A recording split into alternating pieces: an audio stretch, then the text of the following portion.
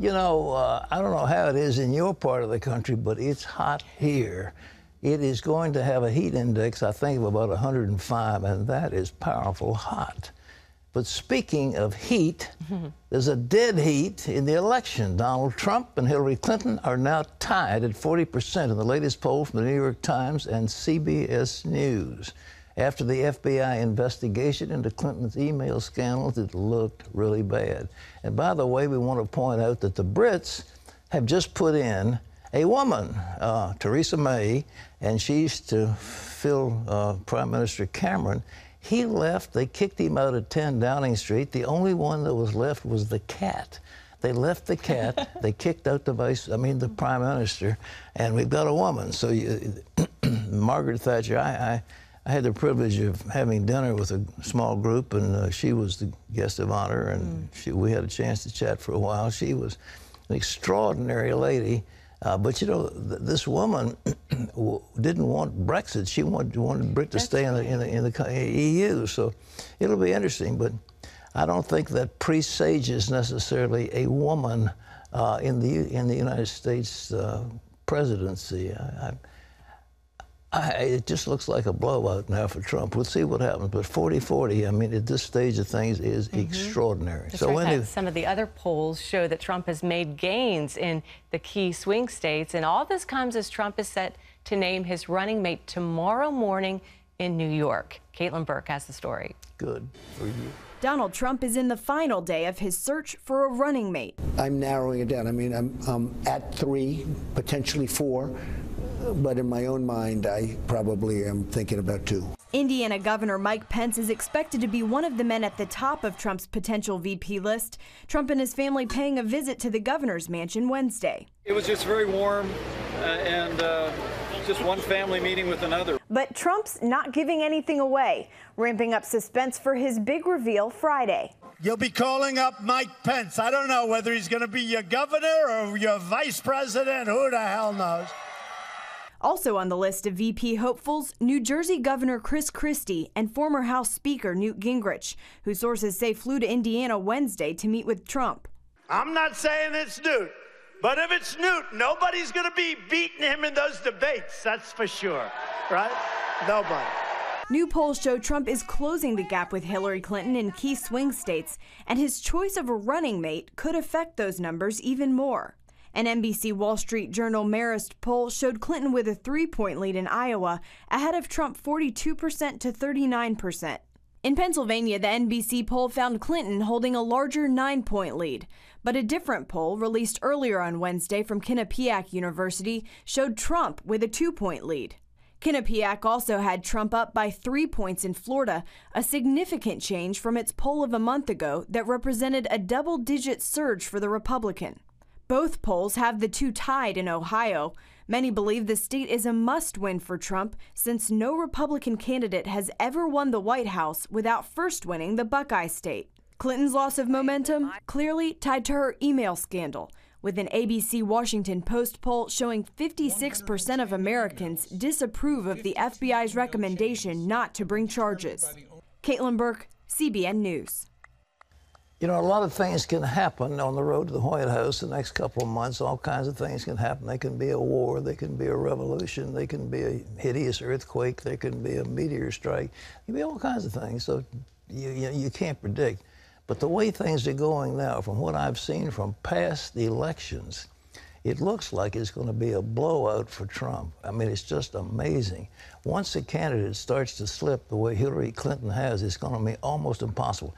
How does she reinvent herself? Everybody knows who she is. There's nothing new that she's going to come out with.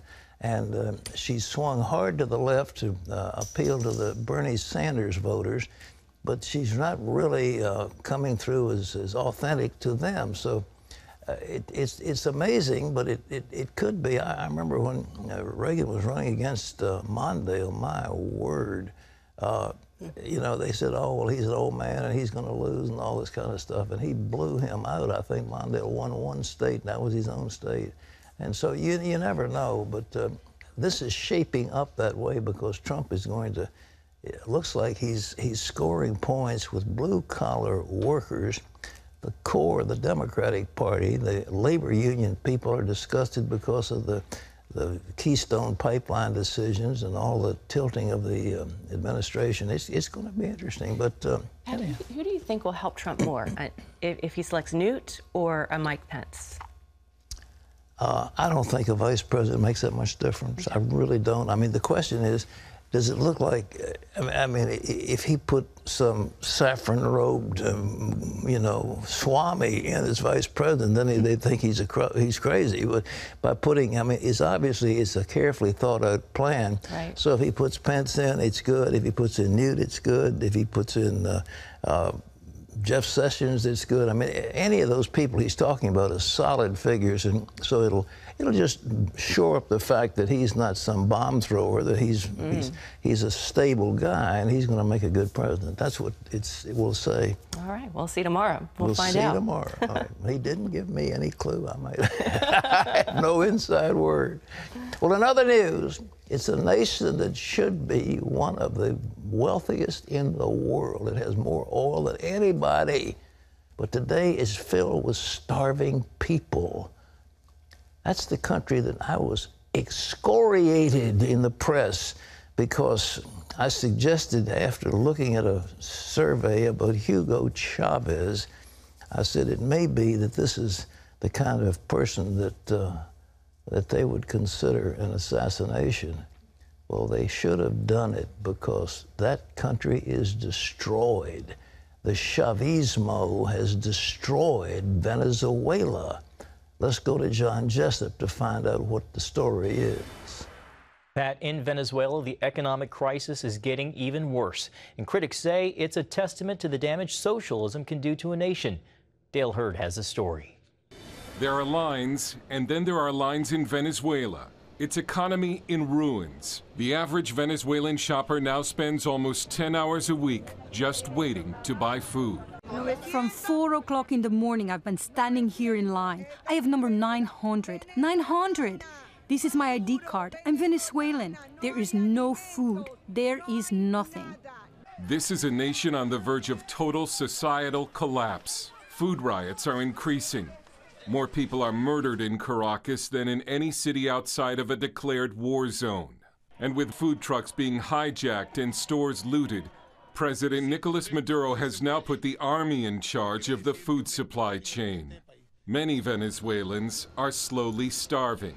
Kelly Vegas has lost 30 pounds, making sure her daughter eats before she does. Right now, we eat only 2 meals a day. If we eat breakfast, we don't have lunch. If we have lunch, there is no dinner. Across the country, kitchen cupboards are empty. And with inflation expected to hit 720% this year, it doesn't pay for low-wage employees to even show up for work. Until a few days ago, the government was forced to implement rolling 4-hour blackouts to save power and a 2-day work week for government employees. This in a nation with the world's largest proven oil reserves. But years of mismanagement under a socialist government have brought a significant chunk of the nation's energy sector to a halt. When oil prices were high, former President Hugo Chavez threw around huge sums of cash to fund a socialist movement across Latin America. When his successor was forced to throw open the border with Colombia this week so that desperate Venezuelans could search for food, you would have thought it was the fall of the Iron Curtain.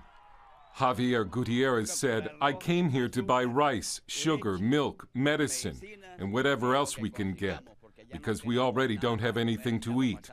We're starving." This week, U.S. company Kimberly-Clark finally had enough of the economic chaos and closed its factory in Caracas. Citibank has also closed the account the Venezuelan government used to make international payments. President Maduro is calling it a U.S. plot against him. It's unclear whether Maduro is on borrowed time. Most Venezuelans want him out. A referendum campaign against him has huge momentum, but Maduro still controls most of the levers of power. Dale Hurd, CBN News. Thanks, Dale. Pat, so much suffering in Venezuela. Well, Dale called it a long time ago. I was picking up off of his story when I made my ill-timed remarks, but it was prescient, there's no question about it. They would have been far, far better off if they'd had a coup at that time against Chavez. He was a madman. And one person, what they can do, and I hope the young people watching this program who are entranced by the socialism of Bernie Sanders will realize where it'll lead. This is what happens when you have all the way to the conclusion, socialism or communism. You know, Margaret Thatcher was reported to have said socialism will last as long as there's other people's money you can take. They've taken all the money. There isn't anything left, and it's just dreadfully mismatched. The largest oil reserves of any nation on earth, that includes Saudi Arabia. It is a hugely wealthy country.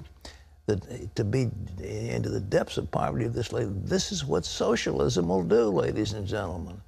And we need to fight like crazy to keep the system we've got here in this country. There are many people that want to do away with it. They want to destroy capitalism and put in socialism or communism. It doesn't work. It just brings about starvation and misery.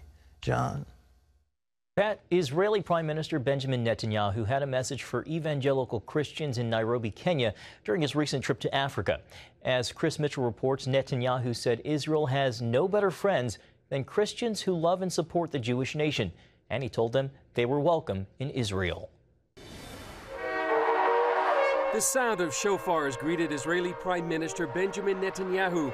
He invited the crowd to come to Israel, the land of the Bible. Those of you who are, come again. Those of you who didn't come first time. You'll visit Jerusalem, visit Nazareth. You'll come to the Sea of Galilee. He told them a story about a kibbutz that discovered a 2,000-year-old boat.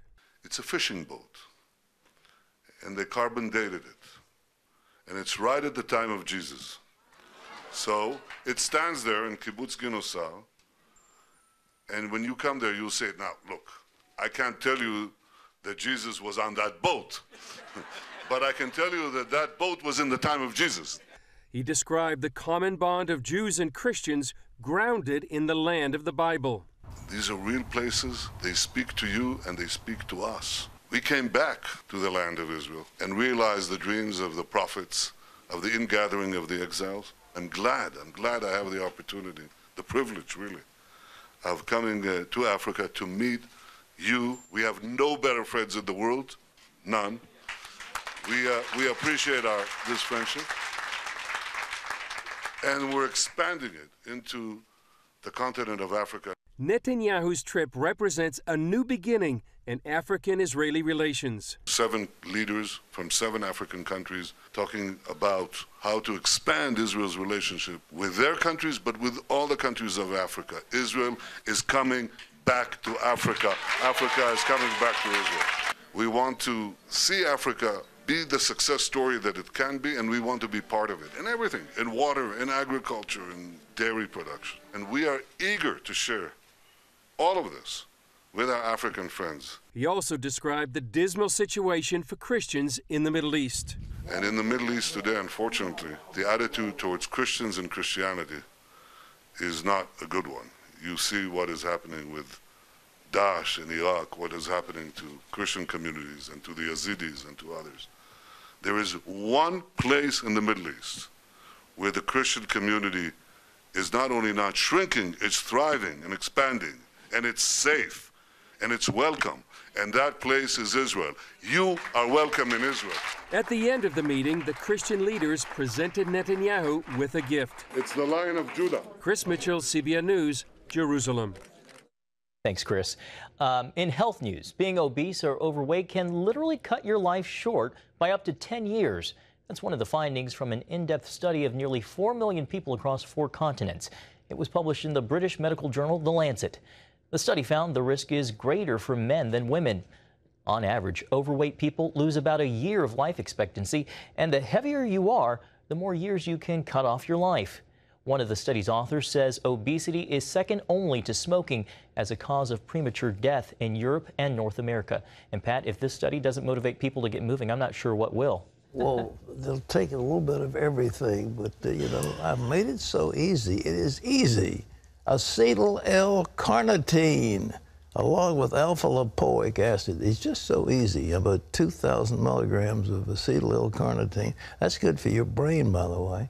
And that is a fat burner, those two together. And also just saying no to that second double cheeseburger with bacon or French fries and all that. Your appetite begins to shrink, and so you're not hungry for anything, and that makes a huge difference. So you don't want to eat very much, and that, of course, they work together. It's not some magic potion, but at the same time, we just are eating the wrong stuff. And I'm a great fan. I'm preach it on this program, but I think these micronutrients you find in berries and in nuts, very important. And life is too short already. Why would you want to cut it short by 10 years because you're overeating, you know? Well, they say on borrowed time, you got 10, then you get 40, then I'm on for 50 or whatever, so we'll see. Many more. Many more, all right.